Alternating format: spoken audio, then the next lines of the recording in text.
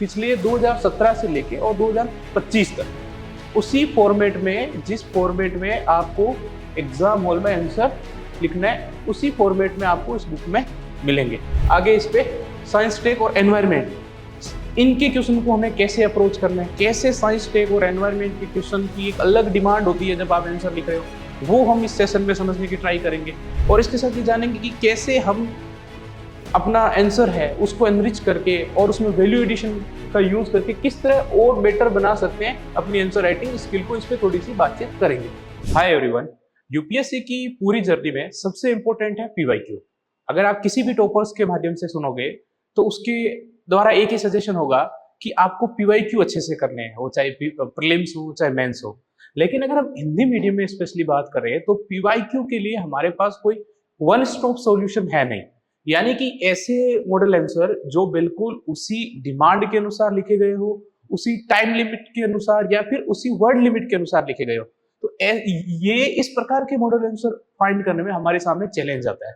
तो इसी चैलेंज का सामना करने के लिए और इसी के सॉल्यूशन के लिए हैंड रिटन पीवाईक्यू पिछले 2017 से लेके और 2025 तक उसी फॉर्मेट में, जिस फॉर्मेट में आपको एग्जाम हॉल में आंसर लिखना है, उसी फॉर्मेट में आपको इस बुक में मिलेंगे। और इस बुक के में जो पीवाईक्यू लिखे गए हैं उनके पीछे क्या अप्रोच रही है, कैसे इन क्वेश्चनों को आपको कैसे और अपनी एक अंडरस्टैंडिंग डेवलप कर सकते हो पीवाईक्यू को देख के, आगे आने वाले जो मेंस है उसके लिए, या फिर आगे आने वाले आपको जो नए आंसर राइटिंग आप एक देख रहे हो कि 2020 से अगर हम देखें तो यूपीएससी का पैटर्न काफी चेंज हो गया है, तो उसके लिए क्या समाधान है। तो इन सारे क्वेश्चनों का जवाब आपको इन 4 बुकलेट्स में मिलेंगे।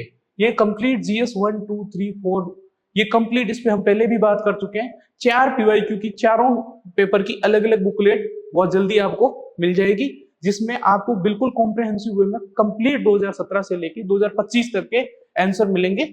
और उन आंसर में हम पहले भी बात कर चुके हैं कि जब भी ये आंसर लिखे गए हैं तो मेनली इन 6 पॉइंट का ध्यान रखा गया कि ये इन 6 पैरामीटर के बेस पे वो सारे आपके आंसर हो। तो 6 पैरामीटर कौन से हैं, ये हम वैसे इन पे पहले बात कर चुके हैं, जल्दी से कहें कि कंटेंट है वो आपका क्वालिटी वाला होना चाहिए, और उसमें जैसे कीवर्ड का यूज होना चाहिए, एग्जांपल्स आने चाहिए, और ये सब कंसाइज होना चाहिए। और फिर कुछ मसाला ऐड करने के लिए graph, diagram, formula, map etcetera, ये सब चीजें अगर आप यूज करते हो, क्योंकि जनरली क्या है कि जब आंसर राइटिंग कर रहे होते हैं या फिर पीवाईक्यू के मॉडल आंसर देख रहे होते हैं, आपको कंटेंट तो उनमें कई बार मॉडल आंसर में भरा हुआ मिल जाएगा, लेकिन ये सारे जो मसाला जिसे मैं बोलना चाहूंगा वो सारी चीजें आपको कई बार छूट जाती है।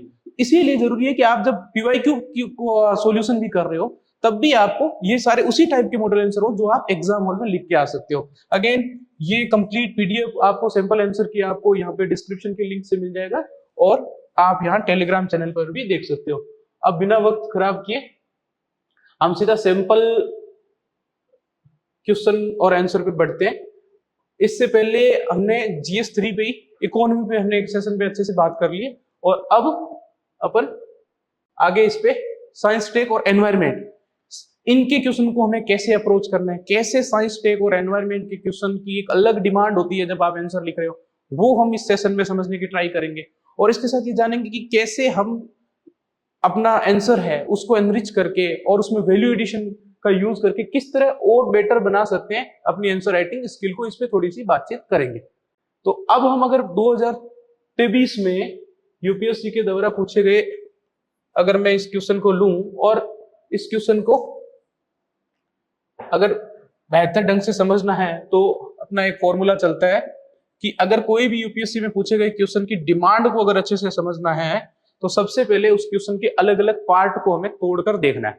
यानी हम कोई भी क्वेश्चन की डिमांड जब तक अच्छे से नहीं समझ पाएंगे तब तक उसका एक अच्छा आंसर नहीं लिख पाएंगे। यानी कि आपको मैं एक फिक्स फॉर्मूला दे रहा हूं कि कोई भी क्वेश्चन हो उसकी सबसे पहले शुरुआत आपको डिमांड यानी डी से करनी है। यानी विदाउट डिमांड समझे, आपको ऐसा नहीं कि जल्दी जल्दी आपने पढ़ा और आपने आंसर लिखना शुरू कर दिया, नहीं, वो स्किल आएगी। आप जब बहुत सारी आंसर राइटिंग कर लोगे तो आपको सारी डिमांड और ये सब एक बार में पढ़ने से समझ में आ जाएगी। लेकिन अभी जब आप प्रैक्टिस कर रहे हो ना, तो फिर आपको एकदम जीरो से प्रैक्टिस करनी है और हर एक चीज पे अलग से फोकस करना है। यानी सबसे पहले अगर कोई क्वेश्चन देख रहे हो तो सबसे पहले आपका फोकस क्या रहना चाहिए कि मुझे इस क्वेश्चन की डिमांड समझना है, और डिमांड समझने के लिए हमें सबसे पहले क्या है, क्वेश्चन को तोड़ना समझना पड़ेगा। अगर अब मैं देखूं तो ये 50 से 60 वर्ड का तो सिर्फ क्वेश्चन ही है, ठीक है। तो अब इसको हम थोड़ा सा तोड़कर और इसकी डिमांड को समझने की अगर ट्राई करें तो पहला हमसे पूछा गया है कि भारत के तीसरे चंद्रमा मिशन का प्रमुख कार्य क्या है, ठीक है, का मुख्य कार्य क्या है जिसे इसके पहले के मिशन में हासिल नहीं किया जा सका। अगर मैं इस क्वेश्चन का अगर पार्ट 1 देखूं तो पहला तो यही है कि फर्स्ट तो इसको आपको अंडरलाइन कर लेना है कि यहाँ पे तीसरे चंद्रयान मिशन की बात हो रही है, और दूसरा कि मुख्य कार्य हमसे पूछे, और तीसरा कि जिसे इसके पहले मिशन यानी कि चंद्रयान 2 में हासिल नहीं किया जा सका। यानी कि सबसे पहले तो क्वेश्चन का पहला पार्ट तो आपका यही है। आपको इस क्वेश्चन का जब भी आंसर दे रहे हो तो सबसे पहले आपको यही अप्रोच करना है कि क्या इसका प्रमुख मुख्य कार्य क्या है, और ऐसी क्या इस चंद्रयान 3 मिशन को ऐसी क्या चीज डिफरेंट बनाती है जो चंद्रयान 2 नहीं कर सका, पहली बात। अब यह है कि जिन देशों ने इस कार्य को हासिल कर लिया उसकी सूची बनाई है, ये पार्ट 2 है, ठीक है। और प्रक्षेपित अंतरिक्ष यान की उप प्रणालियों को प्रस्तुत कीजिए। ये मेरे को सबसे ज्यादा चैलेंजिंग लगा कि आपको उप प्रणालियों को भी डिटेल में बताना है। अब मैं क्यों बात कर रहा था कि साइंस टेक का जब आप आंसर दे रहे हो या एनवायरमेंट का आंसर दे रहे हो तो उसकी एक अलग डिमांड होती है, अलग डिमांड वो यहीं पर आपको नजर आएगी कि इसमें, क्योंकि साइंस टेक के क्वेश्चन थोड़े से टेक्निकल होते हैं, यानी कि कुछ स्पेसिफिक जवाब इनका आपके पास रेडी होना चाहिए। अदरवाइज ऐसा नहीं कि आप इनमें जनरल पॉइंट लिख के आ जाओ।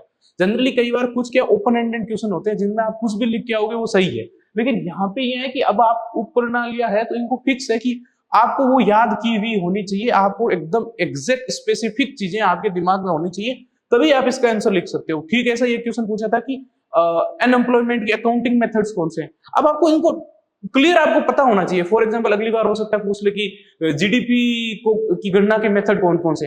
अब अगर आपके दिमाग में जीडीपी के एग्जैक्ट फिक्स मेथड नहीं है, आपने नहीं पढ़ रखा है, तो आप उसका आंसर नहीं लिख सकते। यहाँ पे आप ओपिनियंस नहीं दे सकते अगर आपके पास डेटा और फैक्ट और एग्जैक्ट आपने पढ़ नहीं रखा है। ठीक वैसे साइंस टेक में मैं कह रहा हूं कि अगर साइंस टेक के क्वेश्चन को जब भी आप अप्रोच कर रहे हो तो आपको ये पहले से ही मान लेना है कि इसमें कुछ चीजें ऐसी मुझे डालनी है जो मुझे ऑलरेडी फिक्स पढ़ी हुई होनी चाहिए, और उसका एकदम स्पेसिफिक लिखना है और जर्नलिस्टिक नहीं होना है, उसमें बहुत ज्यादा ज्ञान नहीं देना है।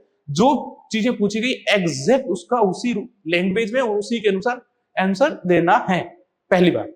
तो अब बात करते हैं और कनेक्टिंग वर्ड विक्रम साराभाई अंतरिक्ष केंद्र के आभासी प्रक्षेपण नियंत्रण केंद्र की उस भूमिका का वर्णन कीजिए जिसने श्री हरिकोटा से सफल प्रक्षेपण में योगदान दिया है।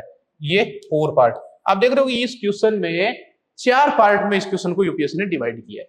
यानी कि अगर मैं मान के चलूं, अगर ये क्वेश्चन ठीक है, अगर ये क्वेश्चन मान लो कि यूपीएससी ने टोटल 15 नंबर का दिया है तो आपको 15 मार्क्स का क्वेश्चन है। अब अगर इसके चारों पार्ट में अगर आप चारों पार्ट के आंसर देते हो तभी ये क्वेश्चन आपको 15 में से 15 मार्क्स में से एग्जामिनर 15 में से मार्क्स देगा। मान लो कि अगर आपने इसके चारों पार्ट का न देखे अगर एक पार्ट को दिया है तो फिर उसी पार्ट के अकॉर्डिंग आपको मार्क्स आने हैं, ठीक है। तो इस टाइप से आपको हमेशा ध्यान रखना है कि यूपीएससी ने जितने पार्ट में क्वेश्चन को पूछा है हमसे उसका आंसर उतने ही पार्ट में हमें देना है। ये और उसकी अलग अलग हेडिंग भी आप इन मॉडल आंसर के अप्रोच में देखोगे जितने पार्ट में क्वेश्चन पूछा है उनकी उतने ही पार्ट में अलग से हेडिंग दे रखी है। तो ये आपको ध्यान रखना। चलिए इस क्वेश्चन का इंट्रो से शुरुआत करते हैं। अब आपको इस टाइप के जब 3-4 पार्ट दे रखे हो ना, तो एक तो आपको इंट्रो किसी एक पार्ट को ध्यान में रख के इंट्रो नहीं लिखना है, आपको इस टाइप से इंट्रो लिखने की कोशिश करनी है कि ये चारों पार्ट टच हो जाए, पहली बात। अब जैसे इसमें जैसे इंट्रो क्या लिखा है कि इसरो द्वारा प्रक्षेपित चंद्रयान 3 भारत का तीसरा चंद्र मिशन था, ठीक है।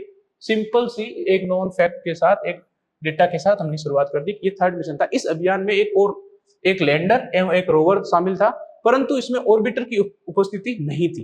ये चंद्रमा के दक्षिण ध्रुव का यानी कि चंद्रयान 3 के बारे में जो सिंपल जानकारी है उसके साथ हम शुरुआत कर सकते हैं इसकी।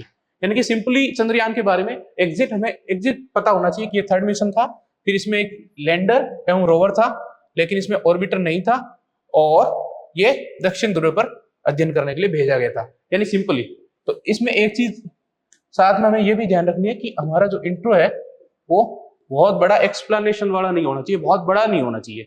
30-40 वर्ड में अगर 150 वर्ड का अगर क्वेश्चन है यानी कि 10 मार्क का, तो उसको हम लगभग कोशिश करेंगे कि 20-25 वर्ड में खत्म कर दें इंट्रो को। और अगर हमारा 250 वर्ड वाला है तो उसके लिए हम 30 से 40 वर्ड यूज कर सकते हैं, दैट इज एनफ। इससे ज्यादा नहीं बढ़ना है, क्योंकि मेन पार्ट हमें बॉडी पार्ट में खेलना है, न कि इंट्रो में। इंट्रो बस अच्छा होना चाहिए, इंटरेस्टिंग होना चाहिए, और कोशिश ये होनी चाहिए कि थोड़ा लैंग्वेज भले सिंपल हो लेकिन थोड़ा सा प्रभावशाली हो। यानी कि आपको उसमें गोलमाल भाषा का यूज नहीं, गोलमाल नहीं करना है एग्जामिनर को। एग्जामिनर को क्लियर क्रिस्टल बताना है। जैसे इस इंट्रो में लिखा कि ये 3rd मिशन था, इसमें लैंडर एवं रोवर था, ऑर्बिटर नहीं था, और ये दक्षिण ध्रुव के लिए था, दैट्स इट। यानी जो भी लिखा गया बिल्कुल क्रिस्टल क्लियर लिखा गया, घुमाने वाली बात नहीं लिखी। यानी इससे इंट्रो देखकर ही पता चलता है कि हाँ, जिस भी स्टूडेंट ने ये आंसर लिखा है उसको चंद्रयान 3 के बारे में ठीक ठाक इंफॉर्मेशन है। ठीक है, अब आते हैं मेन बॉडी पार्ट पे। अब बॉडी पार्ट पे आपको ऑर्डर वाइज हेडिंग लिखनी है। जो ऑर्डर पूछा, जैसे पहली मैं हेडिंग क्या लिखूंगा कि इसमें इस मिशन का मुख्य कार्य क्या रहा है और इसने क्या ऐसा हासिल किया जो इससे पहले नहीं कर पाए। तो भारत के तीसरे चंद्रयान मिशन का मुख्य उद्देश्य, यानी जो हेडिंग हमसे पूछी गई है, जो क्वेश्चन में हमसे डिमांड रखी गई है, उसी डिमांड को हम हेडिंग में लेंगे और सीधा वहीं से शुरू करेंगे। तो इसमें मैंने मेन हेडिंग ये ले ली, और उसके बाद में उसको एक्सप्लेन करने के लिए कोशिश करेंगे कि बहुत ज्यादा एक्सप्लेनेशन वाली लैंग्वेज में नहीं लिखेंगे, कीवर्ड टाइप में लिखेंगे। और कोशिश ये करनी है कि आपको पॉइंट्स लिखने ज्यादा है लेकिन डिटेल में नहीं लिखना है। यानी कि आपको बहुत ज्यादा डिटेलिंग नहीं करनी है। अगर आप डिटेलिंग करोगे ना, तो एक तो आपका क्या टाइम, दूसरे क्वेश्चन छूटने की संभावना रह जाएगी, और दूसरा उसका कोई ज्यादा कॉस्ट बेनिफिट है नहीं। आपने एक डायमेंशन को अगर हल्का सा इंडिकेट भी कर दिया तो एग्जामिनर उसको बहुत अच्छे से समझ जाएगा कि ये कहना क्या चाह रहा है। अगर आपके पास पॉइंट्स है तो ये दिखाता है कि आपकी एट ए टाइम सोचने की कैपेसिटी ज्यादा है। ठीक है, तो जैसे फर्स्ट पॉइंट क्या है कि चंद्रमा की सतह पर सॉफ्ट लैंडिंग। ठीक है, पहली बात तो ये आपकी क्लियर होनी चाहिए कि जैसे 2 लैंडिंग है, एक तो क्रैश लैंडिंग, ये सॉफ्ट लैंडिंग। तो ये जो चंद्रयान 3 है, इसका जो मेन टारगेट था सॉफ्ट लैंडिंग था। इससे पहले चंद्रयान 2 था हमारा, अनफॉर्चुनेटली सॉफ्ट लैंडिंग कंप्लीट कर नहीं पाया था। 95% सक्सेस रहा था लेकिन कंप्लीट सक्सेस नहीं हुआ। तो ये हम साथ में ब्रैकेट में ये लिख भी देंगे कि चंद्रयान 2 है, ये करने में असफल रहा था, लेकिन चंद्रयान 3 सॉफ्ट लैंडिंग कर पाया था। आप देख रहे हो कि यूपीएससी ने जो पूछा था, हमने डायरेक्ट यहीं पर पहली लाइन में ये लिख दिया। जैसे यूपीएससी ने खुद ही कहा है कि चंद्रयान 3 ने ऐसा क्या कर दिया जो चंद्रयान 2 नहीं कर पाया, तो ये हमने लिख दिया कि जी चंद्रयान 3 है वो सॉफ्ट लैंडिंग के लिए है, जबकि चंद्रयान 2 है वो सॉफ्ट लैंडिंग नहीं कर पाया था, क्रैश लैंडिंग हो गई थी उसकी। ठीक है, तो ये आपके दिमाग में जितनी क्लियरिटी रहेगी उतने अच्छे मार्क्स आपको आएंगे। और उसके बाद में सिंपली जो जो पॉइंट्स आपके दिमाग में आने चाहिए, जैसे चंद्रमा की सतह पर रोवर के ऑपरेशन को दिखाना, ये अगेन आप इसको अलग से, जैसे मैं ये पीडीएफ है, कंप्लीट पीडीएफ आपको टेलीग्राम चैनल पर शेयर कर दूंगा, तो इसको आप अच्छे से डिटेल में पढ़ सकते हो। मेनली अपना टारगेट है कि अप्रोच समझना। तो अप्रोच हमारी सिंपल रहेगी। सबसे पहले जो क्वेश्चन पूछा है उसकी रियल डिमांड को समझना, उसको अलग अलग पार्ट्स में तोड़ लेना, और दूसरा जब हम इंट्रो लिख रहे हो तो उसको शॉर्ट रखना लेकिन क्लियर रखना, और तीसरा जब हेडिंग बना रहे हो तो जो क्वेश्चन में पूछा है उसको ऑर्डर वाइज हमें हेडिंग बनानी है, और चौथा पॉइंट कि हमें डायमेंशन ज्यादा खोलने हैं और एक्सप्लेनेशन ज्यादा देना नहीं है। ठीक है, और पांचवा पॉइंट कि हमें कीवर्ड लैंग्वेज का यूज करना है, और आगे आप देखोगे एग्जांपल्स भी हमें डालने हैं जहां जहां रिलेवेंट हो। इस तरह हमें साइंस टेक के क्वेश्चन की स्ट्रेटेजी रखनी है। अगेन दूसरी मेन हेडिंग की अन्य देश जिन्होंने यह उपलब्धि हासिल की है, तो इसकी हम एक टेबल बना लेंगे कि कौन कौन से देश है। तो ये भी क्लियर होना चाहिए हमारे दिमाग में कि अगर चंद्रयान 3 जैसा कोई बड़ा साइंस में डेवलपमेंट हो रहा है इंडिया के लिए, तो हमें उसकी एक एक टेक्निकलिटीज पता होनी चाहिए। तो अब जैसे यहाँ पे जो इंडिया के अलावा कौन कौन से देश है कि सोवियत रूस है, यूएसए है और चीन है। अगर उस समय याद आ रहे हो तो उनके मिशन के नाम लिख दोगे, ये आपके लिए अलग से वैल्यू एडिशन हो जाएगा, और इस पे एग्जामिनर आपको और अच्छे मार्क्स देगा कि इसको न सिर्फ चीजें अच्छे से पता है बल्कि एकदम डिटेल पता है, और दूसरे देशों के भी जो मिशन सक्सेसफुल हुए उसकी भी डिटेल आपको अच्छे से पता है।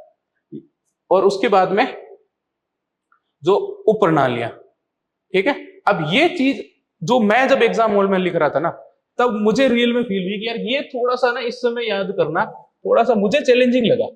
हो सकता है आपने जो जिन्होंने पहले डिटेल में पढ़ रखा हो उनको नहीं लगा, लेकिन एग्जाम हॉल में आप एक मोटा मोटी आप जर्नलिस्टिक चीजें तो आपको याद हो सकती है, लेकिन बिल्कुल स्पेसिफाइड की इसकी उप प्रणालियां कौन सी हैं ये थोड़ा सा चैलेंजिंग हो सकता है आपको याद हो, लेकिन उस स्ट्रेस माहौल में इतना याद आना ये थोड़ा सा चैलेंजिंग है। अगेन मैंने कुछ मुझे जो याद आ रही थी वो मैंने अच्छे से लिख दी, और ऐसे में यही है कि या तो आपको पता होना चाहिए या जो जितना आपको याद आ रहा हो उसको लिख इस हिसाब से दो, थोड़ा सा अच्छे कीवर्ड लैंग्वेज में कुछ अच्छे एग्जाम्पल। कई बार क्या इसको स्मार्ट स्ट्रेटेजी बोलते हैं कि जनरली क्या होता है ना कि कई बार चीजें जब हमारे आंसर नहीं आ रहा है तो उसको थोड़ा सा ये कि जितना याद आ रहा है, खाली छोड़ने की वजह यह है कि जितना याद आ रहा है, जितनी चीजें आपको याद है उसको थोड़ा अच्छी लैंग्वेज में कीवर्ड के साथ और एग्जाम्पल के साथ यूज कर लो। जैसे उप प्रणालियां कौन कौन सी है, तो इसमें सबसे पहले हम बात कर लेंगे कि प्रक्षेपण मॉड्यूल ऊर्जा प्रदान करना। अब देख रहे हो कितना ज्यादा डिटेल में, मतलब जनरली ये है ना कि इतना डिटेल में यूपीएससी गया कि आपको एक तो प्रत्येक उप प्रणाली बतानी है, प्लस ये भी बताना है कि उसका उद्देश्य क्या है। विक्रम लैंडर जिसके विभिन्न अंग है, तो ये अलग अलग इसके पार्ट है, तो आपको इस हिसाब से इसमें यूपीएससी ने बिल्कुल स्पेसिफाइड डिटेल मांगी थी। तो प्रज्ञान रोवर इसके अलग अलग जैसे शेप हो गया, लिप्स हो गया, इस प्रकार की अलग अलग इनके पेलोड्स है, और प्लस अलग अलग इनके क्या क्या काम है ये भी इनसे यहां पर हमें मेंशन करना था। फिर इलेक्ट्रॉनिक उप प्रणाली, ठीक है। अब इतना एग्जाम हॉल में याद आना लगभग नेक्स्ट टू इम्पॉसिबल है, लेकिन ये पॉसिबल हो सकता है कैसे, अगर आपको पहले से सही अप्रोच पता हो।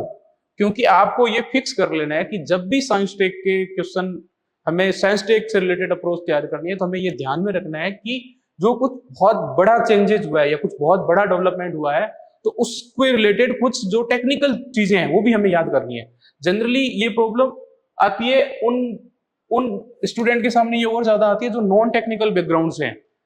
उनको इतनी आदत ही नहीं है, हैबिट ही नहीं है कि हम उसको एकदम डिटेल में जाके उसके पेलोड्स, उसकी प्रणालियां और फिर उसके उद्देश्य क्या है ये सब अच्छे से याद रखें। इसलिए अभी से आपको इस चीज को फिक्स कर लेना है कि जो कुछ बड़े मेजर डेवलपमेंट होते हैं उनको आपको कुछ टेक्निकल चीजें भी आपको अच्छे से याद होनी चाहिए, क्योंकि यूपीएससी की जनरली ये हैबिट रही है कि यूपीएससी डिटेल में जाके पूछता है। इससे पहले मुझे याद है जूनो मिशन के बारे में पूछा था, वो भी एकदम डिटेलिंग पूछ रही है। तो आपको हर साल एक क्वेश्चन आपको ऐसा मिलेगा जहां पे आपको बिल्कुल डिटेलिंग पूछी गई हो, तो आपको इसके लिए तैयार रहना है।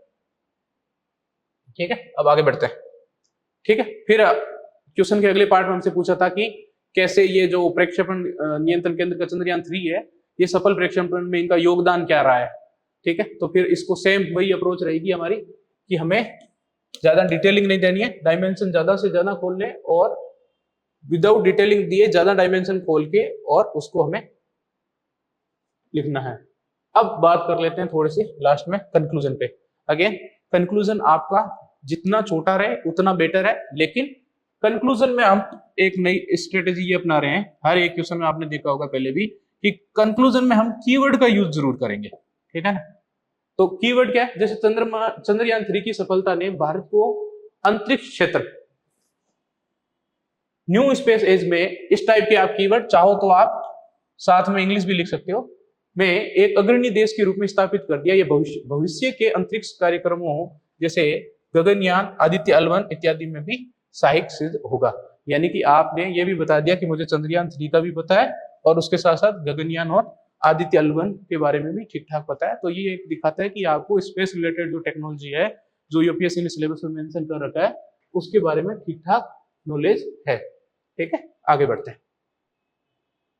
अगेन ये 2023 में पूछा गया क्वेश्चन है कि इलेक्ट्रिक वाहनों को अपनाना दुनिया भर में तेजी से बढ़ रहा है। ठीक है, तो ये पहली लाइन होगी कि कार्बन उत्सर्जन को कम करने में इलेक्ट्रिक वाहन कैसे योगदान करते हैं, पार्ट 1। ये स्टेटमेंट है, इस पे बहुत ज्यादा फोकस नहीं देना है। इसको जनरली अगर आप डाटा से प्रूव कर देते हो दैट इज एनफ, इससे आगे आपको नहीं बढ़ना है। लेकिन जहां पे मेन इस क्वेश्चन का जो मेन पार्ट वो आपको यहां से शुरू होता है कि कार्बन उत्सर्जन को कम करने में इलेक्ट्रिक वाहन कैसे योगदान करते हैं, और पारंपरिक दहन होगा या दहन इंजन वाहनों की तुलना में वे क्या प्रमुख लाभ प्रदान करते हैं। ठीक, इस क्वेश्चन के मेन जो पार्ट है वो 2 ही पार्ट है। ठीक है, अब आपको यहाँ इस लाइन से कंफ्यूज नहीं। जनरली क्या होता है ना कि जब हम नए आंसर राइटिंग करते हैं ना, तो जो यूपीएससी ने स्टेटमेंट दिया होता है हम उसको ही आंसर क्वेश्चन समझ के बैठ जाते हैं। ये गलती आपको नहीं करनी है।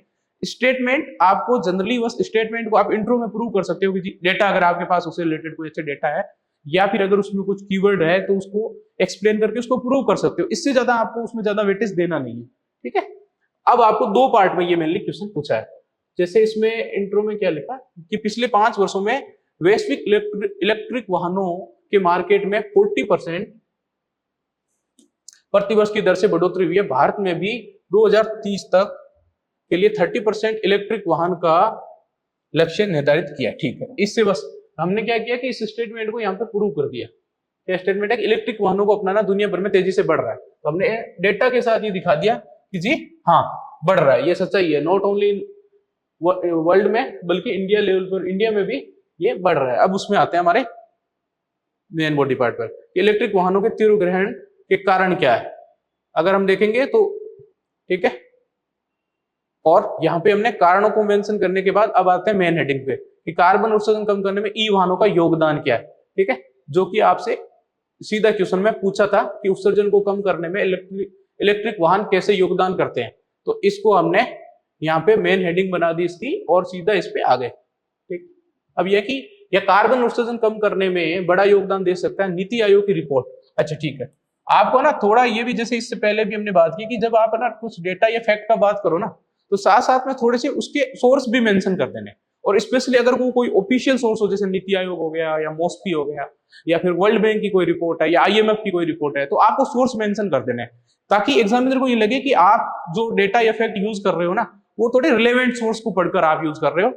ठीक है, और मुताबिक ये 35% से अधिक की कमी कर सकता है इसके कारण।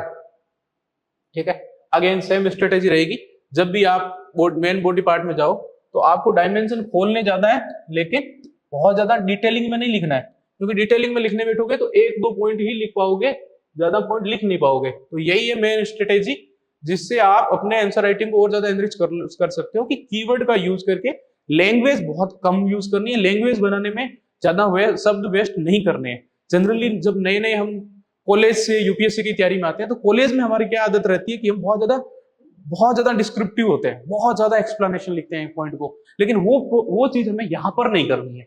कॉलेज में जहां तक मेरा रहा है अनुभव कि मेन फोकस ये रहता है कि पेज पूरे अच्छे से भर देने, लेकिन यहाँ पेज भरने से काम नहीं चलेगा। यहाँ पे आपको क्वालिटी कंटेंट लिखना है प्लस आपको वैल्यू एडिशन पर भी फोकस रखना है, तो ये चीज आपको ध्यान रखनी है। ठीक है,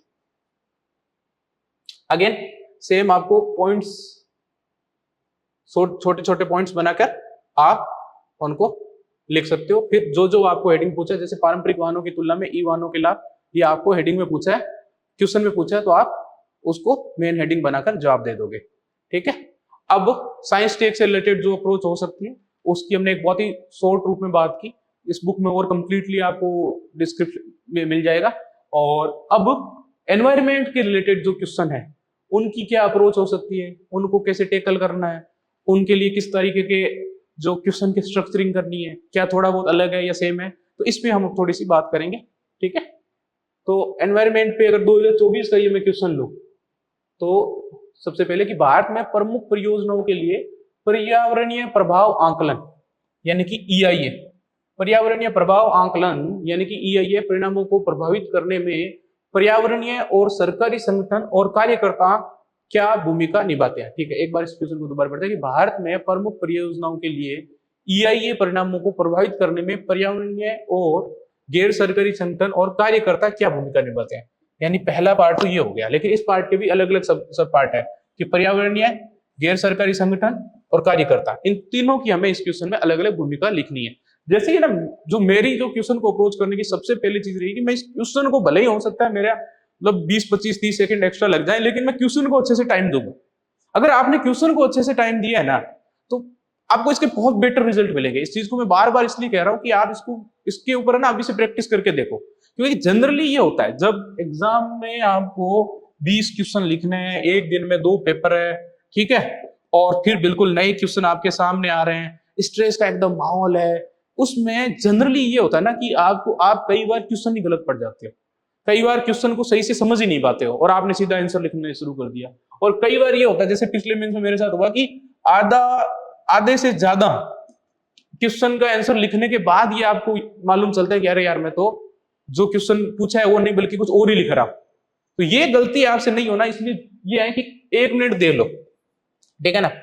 और एक और स्ट्रेटेजी अपना सकते हो जो कई टॉपर्स अक्सर अपनाते हैं कि आप ना अगर आप ये, मैं उनको कहूंगा जो नए नए आंसर राइटिंग कर रहे हैं, उनको मैं एक सजेशन दूंगा कि आप जब क्वेश्चन को पढ़ रहे हो ना, जैसे ऐसे में हम ड्राफ्टिंग करते हैं ना, स्ट्रक्चरिंग या ड्राफ्टिंग, वो आप यहां भी कर सकते हो, लेकिन ये आपको एग्जाम हॉल में नहीं करनी है। ये पूरे प्रैक्टिस क्वेश्चन को समझने के लिए आप ड्राफ्टिंग या स्ट्रक्चरिंग कर सकते हो कि मैं इस क्वेश्चन में लिखने क्या क्या जा रहा हूं।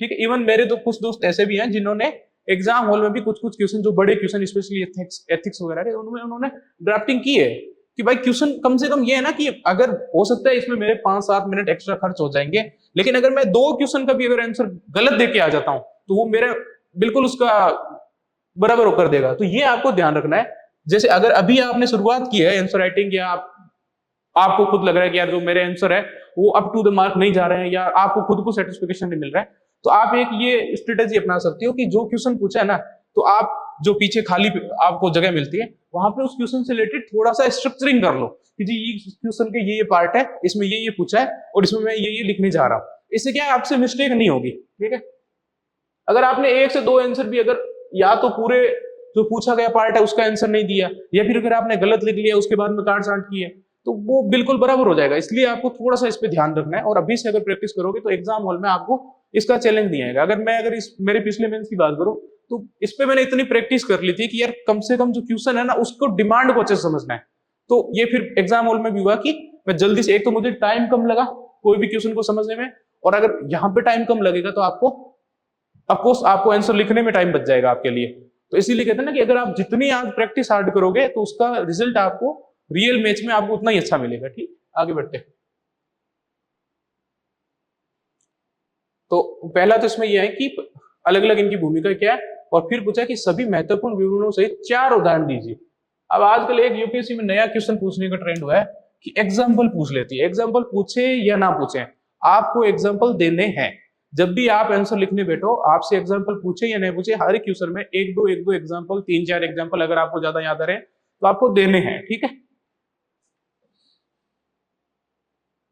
अब इस क्वेश्चन की बात करते हैं कि पर्यावरणीय एनजीओ पीआई के साथ मिलकर भारत के पर्यावरणीय शासन के एक महत्वपूर्ण घटक का निर्माण करते हैं जिसका उद्देश्य जलवायु स्थिरता को बढ़ावा देना है। अब इस टाइप के जो कीवर्ड है ना, जलवायु स्थिरता, थोड़ा सा जैसे इस पे हमें फोकस रखना है कि हालांकि बहुत ज्यादा हमें टेक्निकल लैंग्वेज में नहीं लिखने की जरूरत है, लेकिन जब भी आप आंसर लिखने बैठो ना तो बिल्कुल आम बोलचाल की भाषा में आपको लिखना नहीं है। हिंदी के साथ ये कि हिंदी बोलचाल की भाषा, हिंदी अलग है, लेकिन जब हिंदी को लिखने बैठेंगे तो वो थोड़ी सी प्रिस्क्रिप्ट लैंग्वेज में लिखेंगे। तो मेरा ऐसा मानना है, हो सकता है कि मैं कंप्लीटली सही नहीं हूं, लेकिन मेरा मानना है कि जब भी आप लिखने बैठो तो आपकी लिखने की जो लैंग्वेज है वो थोड़ी परिष्कृत होनी चाहिए, उसमें आपके जो शब्द चयन है वो थोड़े अच्छे हिंदी के होने चाहिए। तो ये चीज आपको ध्यान रखनी है। जैसे जलवायु स्थिरता, आगे और भी हम ऐसे कीवर्ड देखेंगे जिन पे मैं जैसे, ठीक है, अब जो मेन हेडिंग पूछी है उसको हम मेन हेडिंग बना लेंगे। जो क्वेश्चन में पूछा है कि ईआईए परिणामों को प्रभावित करने में एनजीओ और कार्यकर्ताओं की भूमिका क्या है। ठीक है, पर्यावरण एनजीओ और कार्यकर्ताओं की भूमिका क्या है। तो सबसे पहले कि ये पर्यावरण एनजीओ क्या करते हैं, सर्वसम्मति निर्माण करने में सहायता करते हैं। इसका हम एग्जाम्पल दे देंगे, कल्प वृक्ष अभियान। ठीक है, उसके बाद में क्या है कि ये जवाबदेही बढ़ाते हैं। इसका एग्जाम्पल जो आपको रिसेंट करंट अफेयर्स में, या फिर आपने प्रीलिम्स की तैयारी के दौरान, या फिर अभी से जो मेंस की तैयारी कर रहे हैं, जो एग्जाम्पल आपने पढ़े हैं उसको आपको यहाँ पे यूज करने हैं। जो करंट, जैसे उदाहरण आरटीआई कार्यकर्ता अरुणा रॉय, ठीक है, जवाबदेही बढ़ाने में। ठीक है, उसी तरह पर्यावरणीय योद्धा के रूप में, और जैसे यहाँ पे हम ये एग्जाम्पल यूज कर लेंगे। अब अगर हम एक थोड़ी सी इससे पहले जब कीवर्ड और ग्राफ वाले सेशन में बात कर रहे थे तो उसमें भी हमने बात की कि जो डेटा और फैक्ट है उसको हम थोड़ा सा इनोवेटिव तरीके से एग्जाम हॉल में पेश करके आएंगे, ताकि एग्जामिनर को देखने में आसानी हो, और प्लस आपकी कॉपी भी थोड़ी दूसरों से डिफरेंट लगे। हो सकता था कि मैं ये सारे डेटा लाइनों में यूज कर सकता था या लैंग्वेज में यूज कर सकता था, उससे एक तो क्या होता कि टाइम मुझे ज्यादा लगता, और दूसरा कि वर्ड लिमिट भी ये खा जाता। जबकि अगर मैं इसको अलग से अच्छे से अगर पाई चार्ट बना के अगर इसको वेन डायग्राम अगर मैं इसका बनाकर यूज करता हूं तो एक तो थोड़ा अच्छे से दिखता है, और दूसरा मुझे टाइम भी कम लग रहा है, और एग्जामिनर के दृष्टिकोण से भी ये थोड़ा सही है। इस पे आपको ध्यान देना है। ठीक है, अब एनजीओ द्वारा निभाई गई सकारात्मक भूमिका, और जो एग्जाम्पल हमसे पूछे गए उदाहरण, ये एमएचए एनजीओ, उदाहरण वर्ल्ड विजन इंडिया का निलंबन, फिर ये 4 हालिया एग्जाम्पल जो कि यूपीएससी ने, अभी हम देखेंगे ये इस क्वेश्चन में डायरेक्टली हमसे पूछा है कि आपको 4 एग्जाम्पल देने हैं, ठीक है। तो ये सकारात्मक वेस्टर्न घाट का हम दे लेंगे, फिर नर्मदा बचाओ आंदोलन, और उसके बाद में, ठीक है, फिर नेगेटिव भी दे देंगे, ठीक है, कि और उसके बाद में ये अपना इसको कि जहां पर भी हमें स्कोप लगे वहां पे हम फॉर्मूला का यूज जरूर कर लेंगे। ये थोड़ा सा आपके क्वेश्चन को इनोवेटिव भी बनाएगा आंसर को, और उसके साथ साथ ये भी है कि आपको कम शब्द में अधिक बात कहने की लिए स्पेस अवेलेबल करवा देगा। जैसे कि यहाँ पे प्रभावी एफसीआरए कार्यान्वयन प्लस सहयोगात्मक शासन प्लस स्थायी परियोजनाएं इज इक्वल टू हरित विकास। अब ये सारी चीजें करने के लिए हो सकता है कि हमें थोड़ा सा, अगर लैंग्वेज फॉर्मेट में जाते हैं तो काफी शब्द हमें यहाँ पे खर्च करने पड़ते हैं, लेकिन क्योंकि हमने यहाँ फॉर्मूला का यूज किया तो एक तो एग्जामिनर के दृष्टिकोण से ये हमारे आंसर को भी थोड़ा अलग बना देती है, और दूसरा क्योंकि हम थोड़ा फॉर्मूलाज पे जा रहे हैं तो यहाँ पे हमारे शब्द काफी बच जाते हैं। अब जो मेन चीज आती है कि हमें जब कंक्लूजन की ओर बढ़े तो कीवर्ड को ध्यान में जरूर रख लेना है, ठीक है। कंक्लूजन हमारा एकदम कंसाइज होना चाहिए, प्रिसाइज होना चाहिए, लेकिन उसमें एक दो कीवर्ड हम यूज कर लेंगे। जैसे इसका बात करें, इस प्रकार प्रो क्लाइमेट, अब इस प्रकार के अगर आप कीवर्ड यूज करोगे ना, बस ये है कि अभी से इनकी आदत डाल लो, अदरवाइज एग्जाम हॉल में आपको रैंडम नहीं आएंगे। बस अभी से आदत डालो कि इस प्रकार pro climate with pro growth, pro climate with pro growth दृष्टिकोण के माध्यम से हम एक हरित और अधिक टिकाऊ भविष्य की ओर बढ़ सकते हैं। इस टाइप के आपको कीवर्ड पे भी फोकस करना है जब आप अपना आंसर लिख रहे हो, ठीक है। अब एक दो क्वेश्चन और देखेंगे हम, और फिर एनवायरमेंट पे। अब ये 2024 में क्वेश्चन पूछा, देख लो कितना बड़ा क्वेश्चन आपको पूछा है, ठीक है ना। तो इस टाइप से जो बार बार मैं फोकस दिला रहा हूं कि अगर आपको आंसर राइटिंग की अच्छी आंसर राइटिंग करनी है तो उसकी सबसे पहले एबीसी उसकी यही है कि उसकी डिमांड समझो, और डिमांड समझना है तो उस क्वेश्चन को अच्छे से तोड़ना सीखो, ठीक है। अब क्वेश्चन कितना बड़ा क्वेश्चन पूछा है, लेकिन अगर आपको प्रॉपर इसकी स्ट्रक्चरिंग कर लेते हो, उसकी प्रॉपर अगर तोड़ लेते हो तो आपको ये क्वेश्चन इजीली समझ में आ जाएगा। एक बार समझ में आ गया फिर तो क्या है, जो क्वेश्चन ने पूछा है उसकी हेडिंग बनानी है, और आपको जो अच्छे से फैक्ट याद है वो अच्छे से उसका क्वालिटी कंटेंट यूज करना है, ठीक है। तो शहरी क्षेत्र में बाढ़ एक उभरती हुई जलवायु प्रेरित आपदा है, ठीक है। अब पहली बात, ये आपका है स्टेटमेंट, यूपीएससी ने ये स्टेटमेंट दिया है, ठीक है। ये क्वेश्चन नहीं है, मेन चीज इस पे ये रखनी है कि ये क्वेश्चन नहीं है। हाँ, हालांकि ये वो मेन स्टेटमेंट है जिसके अराउंड पूरा क्वेश्चन है, लेकिन यहाँ पे ये क्वेश्चन नहीं है, लेकिन पूरा का पूरा क्वेश्चन इसी के अराउंड है। तो अगर मैं इसमें अगर एक कीवर्ड को अगर अंडरलाइन करूं तो वो कीवर्ड क्या है कि शहरी बाढ़। अगर आप सिलेबस को ध्यान रखोगे या पीवाईक्यू का अगर आपने अच्छे से एनालिसिस किया, इससे पहले हमने पीवाईक्यू एनालिसिस सीरीज देखी थी, उसमें हमने देखा कि शहरी बाढ़ यूपीएससी का अगेन एक फेवरेट टॉपिक है और उस पर यूपीएससी क्वेश्चन पूछती है, ठीक है। और 2023 पूरा शहरी बाढ़ से ग्रस्त रहा था, स्पेशली दिल्ली। तो 2024 मेंस में यूपीएससी को लगभग ये था कि यूपीएससी को ये क्वेश्चन पूछना है। जनरली जो पिछले 1-2 साल में जो टॉपिक बहुत ज्यादा चर्चा में रहता है तो उस पर यूपीएससी मेंस में क्वेश्चन अक्सर पूछ लेता है, ठीक है। शहरी बाढ़ की यहाँ पे बात हुई, इस आपदा के कारणों की चर्चा कीजिए। हाँ, मेन क्वेश्चन अपना यहाँ है। एक तो हमें कारण की बात करनी है, पिछले 2 दशकों में भारत में आई ऐसी 2 प्रमुख बाढ़ों की विशेषता। दूसरा पार्ट हमारा यहाँ है, विशेषताओं का उल्लेख कीजिए और भारत की उन नीतियों और ढांचों का वर्णन कीजिए जिनका उद्देश्य ऐसी बाढ़ों से निपटना है। यानी कि इस क्वेश्चन को अगेन जो ये अपने को स्टेटमेंट दिया है उसको हम, अगर हमारे पास कोई डेटा है या फिर शहरी बाढ़ को हम अच्छे से एक्सप्लेन करते हुए स्टेटमेंट को बस इतना ही कवर करेंगे, जो मेन हमसे पूछा गया है अलग अलग पार्ट में उनको हम मेन हेडिंग बनाकर उसका आंसर देंगे, ठीक है। शुरू करते हैं कि भारत की 12%, अगर आपके पास इस तरीके के अगर फैक्ट हो ना, अगर उस समय के अगर इस टाइप के कोई डेटा याद आ जाए तुरंत आप उसी से शुरू करो। डेटा के साथ शुरुआत एक अच्छी शुरुआत मानी जाती है। अगर बस ये है कि ये ध्यान रखना है कि फेक डेटा का यूज नहीं करना है। कई बार क्या होता है ना कि हम कई बार डेटा भूल जाते हैं। जैसे मान लो कि ये 12% की जगह मैं यहाँ 25% लिख दूं, तो हालांकि ये है कि अगर अभी आप प्रैक्टिस कर रहे हो तो उस समय आप इस टाइप की ट्रिक अपना सकते हो ताकि आपको एटलीस्ट आदत तो लगे कि इस तरह के डेटा से शुरू करनी है। लेकिन एग्जाम हॉल में आपको इस टाइप की मिस्टेक से थोड़ा बचना, ठीक। आगे बढ़ते हैं। भारत की 12% से अधिक भूमि बाढ़ और नदी के कटाव के प्रति संवेदनशील है और तीव्र शहरीकरण के कारण शहर ऐसी आपदाओं के प्रति अधिक संवेदनशील हुए, ठीक है। सिंपल सा शॉर्ट सा इंट्रो हमने यहाँ पे लिखा कि बहुत ज्यादा एक तो एक्सप्लेनेशन में नहीं गए, सिंपल जो डेटा है 12%, और उसके बाद में शहरी बाढ़ से ये किस तरह कनेक्ट होता है या शहरीकरण इसमें क्या रोल है, सिंपल से उसको इंडिकेट करते इंट्रो हमने लिख दिया।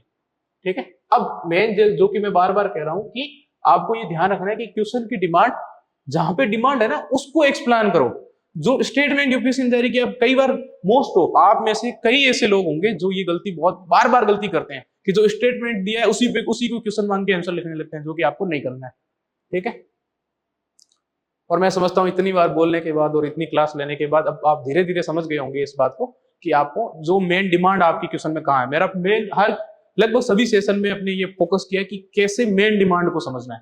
ठीक है, तो शहरी बाढ़ का कारण, तो पहले क्या क्या कारण हो सकते हैं। अब एक बार आपको डिमांड समझ में आ गई ना, और आपने हेडिंग, मेन हेडिंग आपने दे दी, तो उससे रिलेटेड जो डेटा है या फिर उससे रिलेटेड कंटेंट है वो आपके दिमाग में अपने आप आ जाएगा। बस आपको सांचे बिठाने हैं। ठीक है, तो जलवायु संकट, चरम मौसमी घटनाएं, एग्जाम्पल दे दोगे कि अत्यधिक वर्षा जिससे मिट्टी का बहाव बढ़ जाता है। फिर जल निकायों और हरित स्थानों का ह्रास, उदाहरण पिछले 40 वर्षों में 70 से 80% शहरों ने अपने जल निकाय खो दिए हैं, जैसे इसका क्या है, राष्ट्रीय शहरी मामलों की संस्था इसके अनुसार। ठीक है, और इसी तरह आपको एग्जाम्पल और पॉइंट को कम एक्सप्लेन करते हुए, भूजल की कमी, एग्जाम्पल जोशीमठ, नदियों में गाद भरना, और इस टाइप के ये कारण है। फिर पिछले 2 दशकों के की 2 प्रमुख बाढ़ें, अब यूपीएससी ने एग्जैक्ट आपको डायरेक्टली पूछ लिया।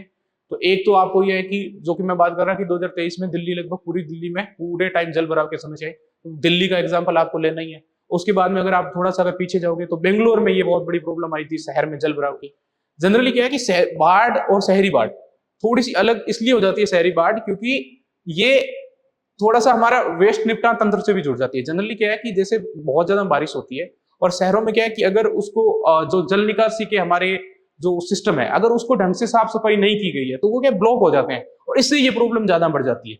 तो इसलिए थोड़ी सी शहरी बाढ़ को आपको इस एंगल से भी आपको ये क्रिस्टल क्लियर होना चाहिए। ठीक है, अब यह है कि दिल्ली की बाढ़ लेना ही था हमें ये एग्जाम्पल, क्योंकि सबसे ज्यादा चर्चा में रहा था दिल्ली की बाढ़ और कारण प्रभाव, क्योंकि यूपीएससी ने डायरेक्टली इस क्वेश्चन में पूछा है, तो थोड़ा सा हमें इस पे डिटेलिंग में जाना है। फिर बेंगलुरु बाढ़ 2022, फिर इसके कारण प्रभाव। ठीक है, फिर थोड़ा सा मेप, क्योंकि अगेन हमारा जो मसाला जिसमें मैं बात कर रहा हूँ कि आपको अगर और ज्यादा नंबर की ओर बढ़ना है, जो आपको चाहिए कि एक्स्ट्रा ऑर्डिनरी मार्क्स, तो आपको थोड़े से मसाला यूज करने हैं, और उन मसाला का एक पार्ट ये है कि हम मेप का भी उपयोग करेंगे। और उसके बाद में, ठीक है, और ये 2 हमने मेन गिना दी। उसके बाद में फॉर्मूला का उपयोग हमने कई क्वेश्चनों में किया है, ये भी ध्यान रखना है। और शहरी बाढ़ से निपटने के लिए नीति और ढांचे, ये देखो जो जो क्वेश्चन में पूछा है ना, सारी डिमांड को अच्छे से कवर किया है। ऐसा नहीं कि उसके एक पार्ट को लिख दिया, 2 पार्ट को लिख दिया, नहीं, सारी डिमांड को लिखना है और उसी के वेटेज के अकॉर्डिंग लिखना है। ठीक है, तो शहरी बाढ़ से निपटने के लिए नीति और ढांचे क्या है, एनडीएम में शहरी बाढ़ दिशा निर्देश है, अटल नवीकरण और शहरी परिवर्तन मिशन यानी कि अमृत मिशन है। ठीक है, अब इसके स्मार्ट सिटीज मिशन है हमारे पास, और केस स्टडी। ये एक अगेन आपको वैल्यू एडिशन के दृष्टिकोण से ध्यान में रखना है कि आप जो बेस्ट प्रैक्टिस है उसको आप बहुत ज्यादा एक्सप्लेन नहीं करना है, बस उसको हल्के से इंडिकेट कर देना है। जैसे आई फ्लोज नियम है मुंबई के, और बाढ़ खतरा एटलस ओडिशा के, एग्जामिनर उसको अच्छे से समझ गया कि हाँ ठीक है, इसको बेस्ट प्रैक्टिस है वो पता होनी चाहिए। जनरली जब भी कोई पॉलिसी बनाई जाती है ना, तो जो बहुत उस पॉलिसी से रिलेटेड जो कोई बहुत सक्सेस मॉडल रहा है, तो उसको स्टडी जरूर किया जाता है। तो आपको ये अच्छे से पता है कि अच्छा जी देखो ये मॉडल है, ये इससे पहले सक्सेस रहा है, तो ये चीज आपको पता होनी चाहिए। ठीक है, आगे बढ़ते हैं। और उसके बाद में कंक्लूजन। तो कंक्लूजन अगेन हमारा शॉर्ट होगा, लेकिन उसमें हम कोशिश करेंगे कि एक दो कीवर्ड यूज कर लें, जैसे इस प्रकार अस्थायी समाधानों से स्थायी सुधारों की ओर। आप देख रहे हो किस तरह की ये कीवर्ड यूज किया गया कि अस्थायी समाधानों से स्थायी समाधानों की ओर बढ़कर हम आपदा प्रतिरोधी भारत का निर्माण कर सकते हैं। परिष्कृत लैंग्वेज प्लस कीवर्ड अस्थायी समाधानों से स्थायी सुधार, इस टाइप की अगर आप लैंग्वेज यूज करते हो तो जाहिर है कि एग्जामिनर को, अगर आप इस तरह के आप खुद ही देखोगे ना, तो आपका कॉन्फिडेंस बढ़ेगा कि हाँ यार कंटेंट भी अच्छा है, और साथ में कीवर्ड का, अगर कीवर्ड का जब हम यूज करते हैं ना, तो कंक्लूजन में ना, क्योंकि यहाँ पे आके एग्जामिनर को आपको मार्क्स देने हैं, और उस समय अगर आप कोई एक ऐसी लाइन डाल देते हो उसके दिमाग में, ऐसा कुछ एक वर्ड डाल देते हो जिससे वो थोड़ा सा और ज्यादा प्रभावित हो जाए, तो जाहिर सी बात है कि आपको वो एक्स्ट्रा मार्क्स 1, 1.5 जितने भी है एक्स्ट्रा मार्क्स देंगे। और ये क्या है कि एक नंबर का खेल है, आधे नंबर का खेल है। कई बार जनरली ये है कि आप बिल्कुल आधे नंबर से मिस कर जाते हो, और फिर वही आपको वापस प्रीलिम्स मेंस इंटरव्यू। इसलिए आपको हर एक चीज में सोचना है, जितनी आप प्रिसाइज प्रैक्टिस करोगे उतने अच्छे मार्क्स आपको आएंगे। अगेन ये 2022 का क्वेश्चन है जिसको आप खुद से एनालिसिस कर सकते हो, इसी ही फॉर्मेट में लिखा गया है, एग्जाम्पल और ठीक है, कीवर्ड की लैंग्वेज यूज करनी है, बहुत ज्यादा एक्सप्लेनेशन हमें देना नहीं है, ठीक है। इसको मैं डाल दूंगा पीडीएफ को, आप डाउनलोड कर सकते हो। तो अभी तक हमने GS 1, 2, 3 इन तीनों के PYQ की बुक को कंप्लीट कर लिया, और नेक्स्ट आने वाले सेशन में GS 4 से रिलेटेड क्या अप्रोच हो सकती है उस पर हम बात करेंगे। तब तक के लिए थैंक यू सो मच।